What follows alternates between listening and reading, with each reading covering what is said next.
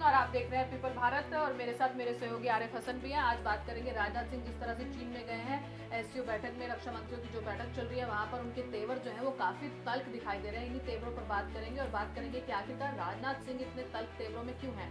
आरिफ, राजनाथ सिंह काफी तल्ख तेवरों में नजर आ रहे हैं। कहा तो ये भी जा रहा है कि उन्होंने चाइना और पाकिस्तान को दो टूक कर दी है।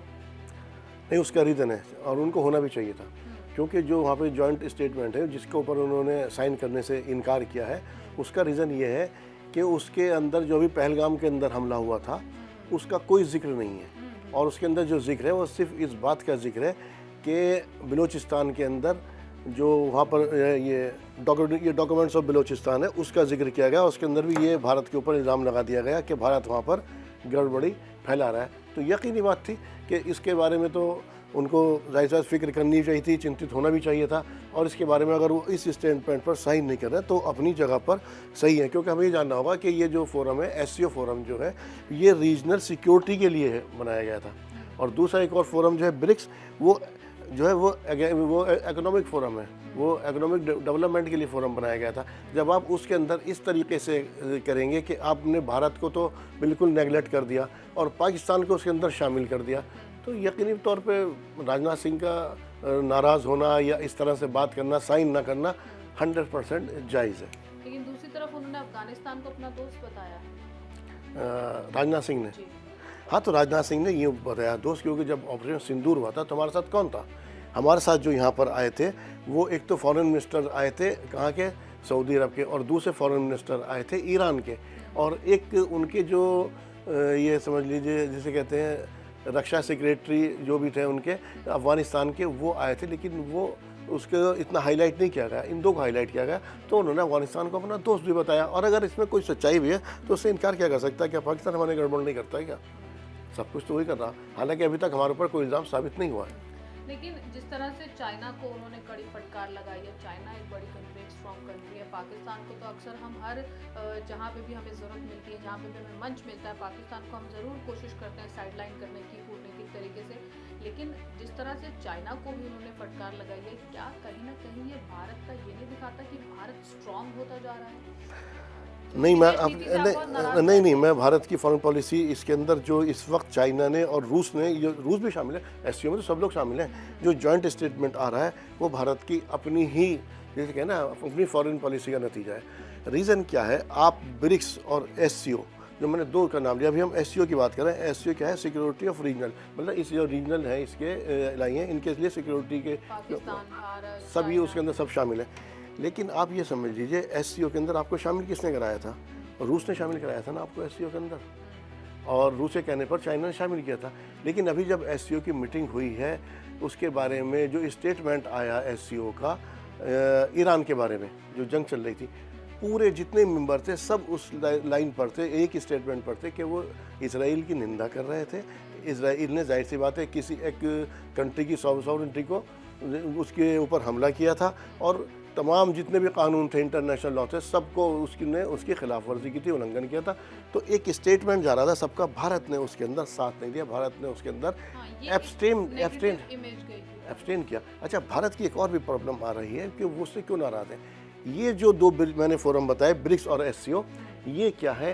ये एशिया के या इधर के फोरम है। और भारत की जो अभी तक भारत अपनी फॉरेन पॉलिसी के अंदर वो ये तय ही नहीं कर पा रहा कि मुझे रहना किसके साथ है, साउथ ऑफ ग्लोबल के साथ रहना, कंट्री के साथ, ग्लोबल साउथ कंट्री के साथ रहना, या वेस्ट के साथ। भारत का जो रवैया दिखाता है वो ये दिखाता है उनकी फॉरेन पॉलिसी में कि वो प्रो वेस्ट है। और जैसा हमने देखा, भारत को क्या चाहिए? भारत को G7 भी चाहिए, G20 भी चाहिए, एससीओ भी चाहिए उसको, और उसको ब्रिक्स भी चाहिए। How it's possible? कैसे पॉसिबल है? कहीं ना कहीं तो आपको क्या एससीओ में जैसे राजनाथ सिंह ने जो स्टेप लिया, क्या वो ये नहीं दिखाता कि हम स्ट्रांगली खड़े हैं? आप अगर पहलगाम का जिक्र नहीं कर रहे तो हम नहीं साइन कर रहे, चाहे फिर आप चाइना ही क्यों ना हो। भारत ने इतनी मर्तबा उसको, देखिए कोई आदमी मेरी बात से सहमत हो या ना हो, लेकिन भारत ने उनको डिच किया है। उन दो जो उनके दो फोरम है, आप देखिए, क्या चाइना G20 का मेंबर नहीं है? चाइना G20 का मेंबर है ना। और चाइना भारत से ज़्यादा, अमेरिका भारत से ज़्यादा चाइना से ट्रेड करता है। वो चाइना के ऊपर जो है क्या करता, उसको तनकीद भी करता, उसको नुक्ताचीनी भी करता, उसके ऊपर आवाज़ भी उठाता, और वो उसके अगेंस्ट इसराइल के खिलाफ भी खड़ा होता है। और ये समझ लिए जो आपका SCO का मेंबर है, साउथ अफ्रीका तो कहाँ चला गया, साउथ अफ्रीका तो वहाँ चला गया था, उसमें ICJ में, इंटरनेशनल कोर्ट ऑफ जस्टिस के अंदर चला गया था। और आपने क्या किया, आपने, अच्छा फिर एक और भी है आपके पास, जैसे ही मैंने कहा, जब ऑपरेशन सिंदूर से पहले जो पहलगाम अटैक हुआ था, आपके पास कौन आया, ईरान आया, सऊदी अरब आया, छुप करके उनके जो डिफेंस वो थे सेक्रेटरी अफगानिस्तान के वो आए, ये दो खुल्ला खुल्ला है। आप कहाँ कहीं खड़े थे, आप फिर भी इसराइल के साथ खड़े थे, आप प्रो वेस्ट खड़े थे। तो आपकी इन चीज़ों से, अच्छा आपने दोनों को डिश किया, जैसे मैंने कहा SCO को। अब इससे एक बार सुनी, 2023 की बात देखिए, 2023 के अंदर भारत के पास चेयरमैनशिप थी इंडिया के अंदर G20 की भी और SCO की भी। तो भारत ने G20 का जितना बेहतरीन आयोजन किया, आपको याद होगा, होर्डिंग दिल्ली के अंदर सब भरे पड़े थे और करोड़ों रुपए खर्च किए। और आपने वेस्ट के कहने पर, ये आपको ये चीज़ें दर्शाती है, आपने SCO को क्या कर दिया, वर्चुअल कर दिया। वर्चुअल कर दिया किस लिए, कि क्योंकि पुतिन ने यूक्रेन के ऊपर अटैक किया हुआ था, तो और ICJ ने पुतिन के वारंट इशू कर रखे थे। जबकि बात सुनिए, इसमें जो बात है वो ये है कि आप जो है ICJ के मेंबर भी नहीं है, आपके ऊपर वो चीज़, हमारे ऊपर वो चीज़ लागू भी नहीं होती। पुतिन यहाँ आते, पुतिन के वारंट भी अगर इशू हुए थे हमारे, कि हम उन्हें अरेस्ट नहीं कर सकते क्योंकि हम उसके मेंबर ही नहीं हैं। जो लोग मेंबर हैं उन लोगों के यहाँ पर पुतिन गए। तो आपकी ये पॉलिसी वेस्ट पर दिखा रही, जिससे आपका एक बहुत मजबूत एलाई जो हमारा रूस था वो भी हमसे छिटक रहा है। ये सब चीज़ें जो हुई हैं आज, ये उसी का नतीजा है, ये उसी का रिजल्ट है, जो कि ये लोग हमसे दूर होते चले जा रहे हैं। हमें एक तरफ अपने आप को तय करना होगा, हमें किधर खड़ा होना।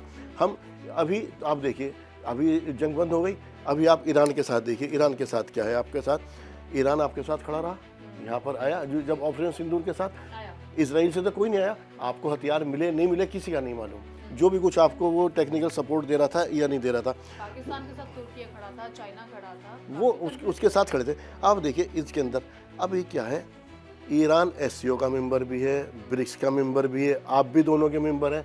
इसराइल तो उनमें से किसी का नहीं, तो आपको किसके साथ जाना है? आप अपनी पॉलिसी को डुलमुल करें, आपको यही नहीं आप तय कर पा रहे कि आपको जाना किसके साथ है। अभी तो आप देखिए ईरान के साथ तो चाबार का भी, अगर हम यही बात करें तो SCO का मेंबर चाइना भी है, तो चाइना पहलगाम में हमारे साथ क्यों नहीं खड़ा? चाइना फाउंडर मेंबर है उसका, और रूस भी, इन दोनों के फाउंडर मेंबर में से। चाइना आपके साथ क्यों खड़ा होगा? आपने चाइना को अभी जो स्टेटमेंट आया डिच किया ना आपने। अगर आपने देखिए उसके जितने मेंबर हैं सब उस स्टेटमेंट पर राजी थे कि हम इजराइल की निंदा करेंगे, ठीक है। हमने क्या किया, उससे एब्सटेन कर लिया। एब्सटेन करना है मतलब क्या होता है, खामोश रहना, एक तरह से किसी चीज़ को सपोर्ट करना होता है। तो ये इनकी जो हमारी पॉलिसी है, तो ये इसका एक हिस्सा है। जैसे मैंने भी G20 के एग्जांपल दिया, आपने वेस्ट के कहने पर मैसेज तो यही गया ना। जो राजनाथ सिंह ने किया, आप उसे कूटनीतिक तौर पर स्ट्रॉन्ग स्टेप नहीं मानते? नहीं, राजनाथ सिंह तो कूटनीतिक तौर पर एक स्टेटमेंट ये लेना ही था। इसके हम कैसे इस बात को एक्सेप्ट कर लेगा इंडिया, कि इंडिया तो पाकिस्तान के अंदर जो आतंकवाद है उसको बढ़ावा दे रहा, या जो ये डॉक्यूमेंट्स ऑफ बलूचिस्तान है, बलूचिस्तान आर्मी को उसके खिलाफ बढ़ावा दे रहा, और पाकिस्तान हमारे यहाँ कुछ कर ही नहीं रहा है।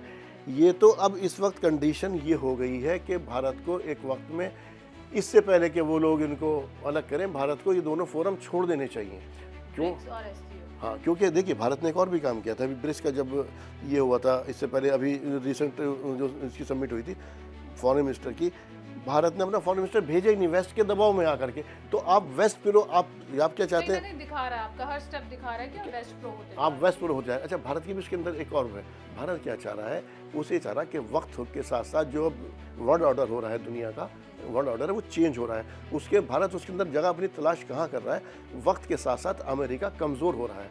तो वो वही चाह रहा है कि यूरोपीय यूनियन स्ट्रांग हो जाए, वेस्ट स्ट्रांग हो जाए। अगर अमेरिका कहीं अगर कमज़ोर होगा तो उसके अंदर मेरी कहीं जगह बनती है।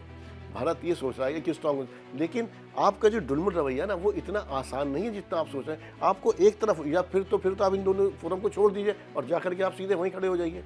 बिल्कुल, तो आप भी तो वन साइड नहीं है ना। ये हकीकत बात ये है, इस समिट के SCO के अंदर उन्होंने बदला लिया है इंडिया से, जो इंडिया ने ये किया था। लेकिन हमारा स्टेप जो था वो अपनी जगह बिल्कुल सही है, और हमें इसी पर रहना भी चाहिए।